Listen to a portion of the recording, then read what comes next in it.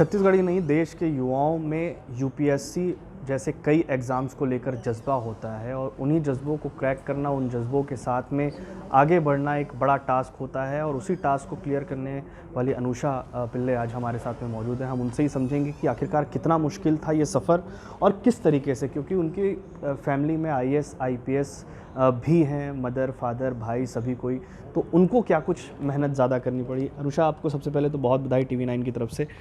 सबसे बड़ा ये है कि आखिरकार शुरुआत कैसे हुई और क्या आपके ऊपर भी प्रेशर था कि मदर फादर भाई सभी किसी न किसी गवर्नमेंट जॉब में है, तो आपको भी कुछ ना कुछ क्रैक करना है। First of all thank you so much आपके प्रश्न को आंसर करने के लिए। मतलब मेरे पेरेंट्स तो मेरे इनिशियल मोटिवेशन इंस्पिरेशन रहे, क्योंकि उनको देख के लगता था कि बहुत कुछ अच्छा काम किया जा सकता है सोसाइटी के लिए। तो that's when I decided to follow this path. And हाँ, जब मेरे भैया का हुआ तब हाँ थोड़ा तो लगता था कि हाँ प्रेशर वो होता है कि दो तरीके हैं उसको देखने को। जब लो लगता था तो लगता था हाँ प्रेशर है, नहीं होगा मेरा तो क्या होगा, वैसा करके। फिर मैंने सोचा कि उसको मोटिवेशन की तरह भी ले सकते हैं कि उसने किया तो अगर मैं भी मेहनत करूँगी तो हो सकता है। तो मैंने I chose to see it in the second way. तो फैमिली का सपोर्ट बहुत इम्पॉर्टेंट था, उनका बहुत बड़ा रोल था। 202 रैंक आया है आपका। सेल्फ स्टडी किया, मदर फादर ने भी कुछ मेहनत की, भाई ने भी कुछ पढ़ाया, कैसा हुआ? देखिए, कुछ सब्जेक्ट्स के लिए जैसे इकोनॉमी ज्योग्राफी ऑप्शनल के लिए मैंने कुछ सब्जेक्ट्स के लिए मैंने ऑनलाइन क्लासेस लिए थे, क्योंकि मुझे लगा था ज़्यादा क्लैरिटी की ज़रूरत है। बाकी मेरे पेरेंट्स तो ऐसा मतलब वैसा नहीं था कि बैठ के पढ़ाए, वैसा तो नहीं था। बट उन लोग हमेशा एम्फोसाइज करते थे कि डिसिप्लिन रहना है, एक टाइम टेबल फॉलो करना है, फिर जैसे न्यूज़पेपर पढ़ना है, वो सब था। एंड प्रैक्टिकली कुछ चीज़ें थी, जैसे मेरे फादर मतलब जैसे मॉक्स टेस्ट कॉपी स्कैन करना, उसको अपलोड करना, जो काफ़ी टाइम टेकिंग चीज़ें हैं। एंड मेरे भाई का ऐसा था कि मुझे पता था कि कौन से सोर्सेज थे, तो उसने भी ऐसे ही कुछ टिप्स मतलब ऐसे ही बताए थे कि रिविजन करना चाहिए, प्रैक्टिस करना चाहिए। एंड वही था। बट इमोशनल सपोर्ट बहुत था कि इमोशनल सपोर्ट के साथ में क्योंकि कंपटीशन होता है, जब आप फ्रेंड्स के साथ में रहते हैं, फैमिली में भी इस तरीके से चीज़ें होती है, एक प्रेशर उस पे रहता है। कुछ लोग होते हैं जो डिप्रेशन में आ जाते हैं, तो आपने क्या कुछ सेक्रीफाइस किया है और उसके साथ में फिर स्टडी की है? देखिए, सैक्रिफाइस बोला जाए तो जैसे ट्रेडिशनली देखते हैं तो लोग सोशल मीडिया सैक्रिफाइस करते हैं या बाहर सोशल आउटिंग्स या कुछ। मैं शुरू से सोशल मीडिया पे थी नहीं, इंस्टाग्राम फेसबुक ये सब नहीं थे। I only use WhatsApp. हाँ, कभी कभी वो डिस्ट्रैक्शन हो सकता है, तो इसके लिए मैंने ये किया कि उसको सिर्फ स्पेसिफाइड टाइम्स में सोची कि मैं ब्रेक्स में ही उसको देखूँगी, ये एक था। एंड जैसे बाकी सैक्रिफाइस मतलब जैसे फ्रेंड से भी मिलना, मैं ऐसे मिल लेती थी, जैसे 3-4 महीने में एक बार मैं कोई फ्रेंड आ गए या फ्रेंड से बात करना, वो सब मैं करती थी। मैं ये कोशिश की कि जैसे फ्रेंड से जैसे फ़ोन पे बात करे वो मतलब रेगुलेटेड हो, ऐसा नहीं कि बहुत देर बात करे। पहले ऐसा होता था, तो जैसे मैं वॉक कर रही हूँ तो बात कर लेती हूँ, तो दोनों चीज़ हो जाता था, वैसा था।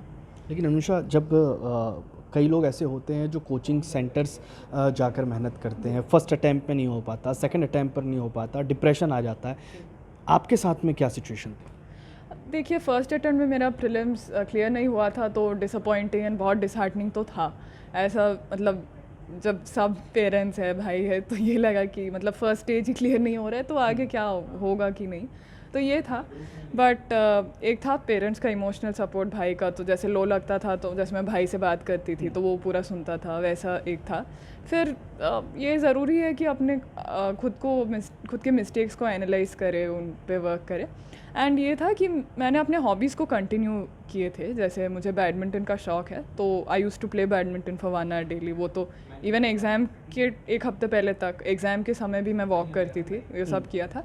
And I also like reading, तो उसको भी मैं की थी। तो आई थिंक एक बैलेंस था, आई थिंक। ठीक है, लेकिन किसका काम आपको लगता है ज़्यादा चैलेंजिंग, या किसने आपको ज़्यादा लगा कि मम्मी की तरह काम करना है, पापा की तरह काम करना है? तो मेरे दोनों पेरेंट्स का ही इक्वल इन्फ्लुएंस रहा है। दोनों से ही मैं बहुत इंस्पायर्ड हूँ कि कुछ अच्छा काम करने के लिए, रिस्पॉन्सिबली काम करने के लिए, तो दोनों का ही रोल है। 202 रैंक हासिल करने के बाद आपका अब नेक्स्ट स्टेप क्या होगा, यानी कि गोल क्या होगा? अगर आपको कुछ मौके मिलते हैं तो उस पर आप किस तरीके से डेवलपमेंट करेंगी या क्या कुछ बदलाव लाएंगी? आपको लगता है कि समाज में इन चीज़ों पर ध्यान देना चाहिए? हाँ, मेरा गोल तो यही हो, अल्टीमेट गोल यही होगा कि एक रिस्पॉन्सिबल सिविल सर्वेंट बनना। तो बहुत सारे क्षेत्र है जहाँ काम किया जा सकता है, जैसे women's empowerment and rural development, tribal welfare, and आजकल crimes against women are also increasing, cyber crimes. तो इन सब पे मेरे ख्याल से बहुत स्कोप है काम करने के लिए, बट जो भी रिस्पॉन्सिबिलिटी मिले मैं अच्छे से करना है। एक आखिरी सवाल, उन लोगों को आप किस तरीके से मोटिवेट करेंगी जो लाखों बच्चे होते हैं जो इस तरीके से ही अटैम्प्ट देते हैं लेकिन किसी न किसी वजहों से वो क्लियर नहीं कर पाते, एक डिसअपॉइंटमेंट उनको आती है? क्या सबसे पहले जहन में होना चाहिए जब इस तरीके के एग्ज़ाम्स को लेकर तैयारियां की जाए?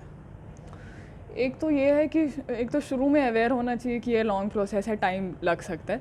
तो मेरे ख्याल से अपना फर्स्ट अटैम्प्ट देने से पहले ही 1-2 साल तैयारी हो जानी चाहिए, क्योंकि ऐसा अक्सर होता है कि लोग जस्ट कॉलेज से ग्रेजुएट होके अटैम्प्ट दे देते हैं जब पूरा सिलेबस भी कवर नहीं हुआ, तो फिर शायद क्लियर नहीं होता, फिर वो उसी ट्रैप में फंस जाते हैं। तो पहले अच्छे से पढ़ के ही फिर घुसे, इसमें थोड़ा टाइम लेके घुसे। फिर दूसरा ये बात है कि अगर आप बार बार किसी कारण से असफलता हो रही है आपको, तो आप एनालाइज करें कि क्यों हो रही है, ऐसा क्यों हो रहा है, एंड क्या गलतियाँ हो रही हैं, उस पर इम्प्रूव करें, क्योंकि आप ही अपने बेस्ट जज है और कोई नहीं एक्चुअली बता सकते कि क्या वो है। तो खुद को करें, एंड जैसे ये तो सब बोलते हैं कि PYQs बहुत इम्पॉर्टेंट है एंड सिलेबस इम्पॉर्टेंट है, एंड हाँ, जब फेलियर्स होते हैं डिसअपॉइंटमेंट में, एक रोबस्ट सपोर्ट सिस्टम बहुत इम्पॉर्टेंट है। तो फ्रेंड्स और फैमिली से कीप देम क्लोज, उनसे जुड़े रहिए, तो वो भी काफ़ी। ठीक है, एक छोटा सा और सवाल कि भाई के साथ में पहले भी आपका रहता होगा कि चैलेंज कि भाई ने क्लियर किया है फिर मुझे भी क्लियर करना है, अब नेक्स्ट स्टेप क्या होगा कि भाई इस तरीके से काम कर रहे हैं तो मैं भी अब इस तरीके से काम करूँगी?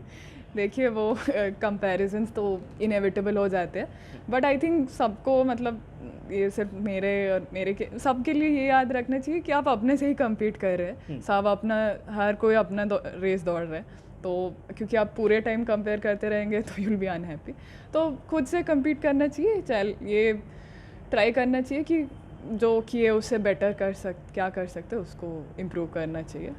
बिल्कुल, चैलेंजेस से घबराना नहीं है, ये कहना है अनुषा का। और साथ ही साथ जिस तरीके से उन्होंने अब 202 रैंक हासिल किया है, उनका भी एक गोल है कि समाज में कुछ बदलाव लाएंगे, और इसी बदलाव के लिए ही हर किसी युवा से उन्होंने कहा है कि मेहनत से भागना नहीं है, किसी भी तरीके से घबराना नहीं है। और उन युवाओं से हम भी कहेंगे कि जो भी डिप्रेशन है या किसी तरीके की प्रॉब्लम है, दोस्तों के साथ में शेयर करें, फैमिली से कंसल्ट करें या अपने आसपास के लोगों से कंसल्ट करें, लेकिन गिव अप नहीं करना है।